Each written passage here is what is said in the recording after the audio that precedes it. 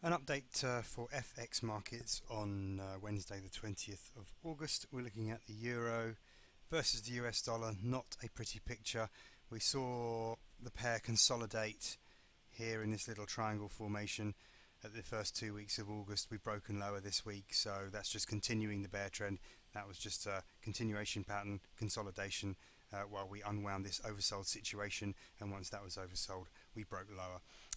Just note how the 200-day moving average crossed below the 100-day moving average in the second week of August, which is yet another bearish signal, that death cross there.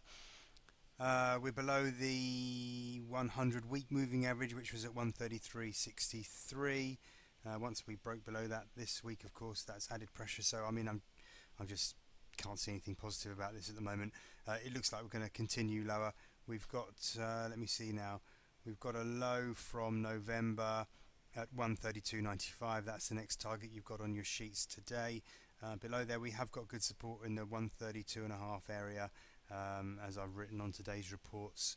So that looks like a reasonable target, but I wouldn't be surprised to see a decent bounce off there. We'll just have to see as we get closer. Resistance levels are on today's report, so I won't run through those again. Cable, slightly less negative than the euro. Well, we're testing very important support at the moment. The break below the 100-day moving average at 166.76 isn't positive, but we have hit good support around the 166.30.15 area. You can see that I've got a fib level there at 166.16. We're testing it right now. We are oversold, but we have been for over 2 weeks now, so that's not particularly relevant. But we have got longer term fib support at 166.30.25. That's on the weekly chart, so we need the weekly close on Friday to be above there. We're not that much below it at the moment. This is within a margin of error for a big level like that. A daily close below 166.25 wouldn't be particularly helpful, but as I say, it's the weekly close that matters the most. We start breaking much below 166.00. 165.60 is the real problem. You have to give these big levels quite a wide margin if you can.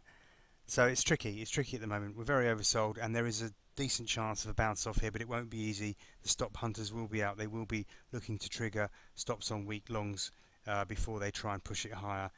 So anyway, we're at a very crucial level. That's really all I can say at the moment. The Aussie dollar, well, it's obvious we've been in a 6-7 week bear trend from this chart here. You can see that red line is the 200-day moving average, and we've been hovering below that now for a couple of weeks or so in August. We failed to get through there yesterday on the retest. We've been trying that level for the last 2 or 3 days. Tried a little spike up to 93.45. The 200-day moving average today is at 93.40. We couldn't hold it. We pulled back very quickly from there. So there are obviously sellers up there just waiting to jump in, push us lower. What can I add? Well, we're in a bear trend, short-term bear trend. It does look like this is going to continue with us holding below that red line, that 200-day moving average. So you've got targets on the downside, and as I've written in the reports this week, only a break and a close above the 200-day moving average gives any hope for bulls at this stage. I've just added some trend lines in here. This one at the top shows this little head and shoulders pattern. There's the shoulder. That looks like the head, and a shoulder here on the right-hand side as well. So that's obviously quite negative, and we've held the neckline on the retest this week, which coincides perfectly with that 100-day moving average. So again, that's another good reason to see this as quite negative for the outlook.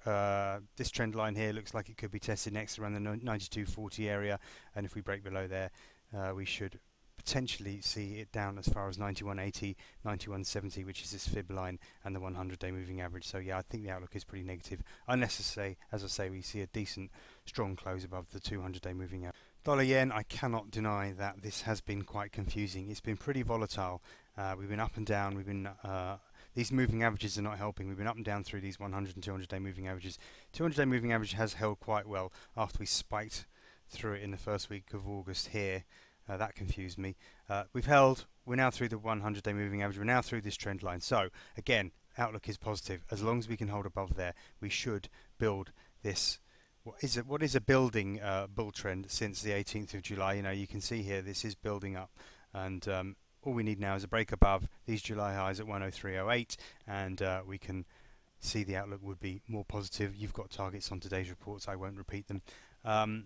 This trend line, of course, is important. That comes in around the 102.80 level. We start breaking below this high here of 102.70, then that's going to look a little bit more negative. So just watch that area and see if we can hold that today and into the end of the week and push higher.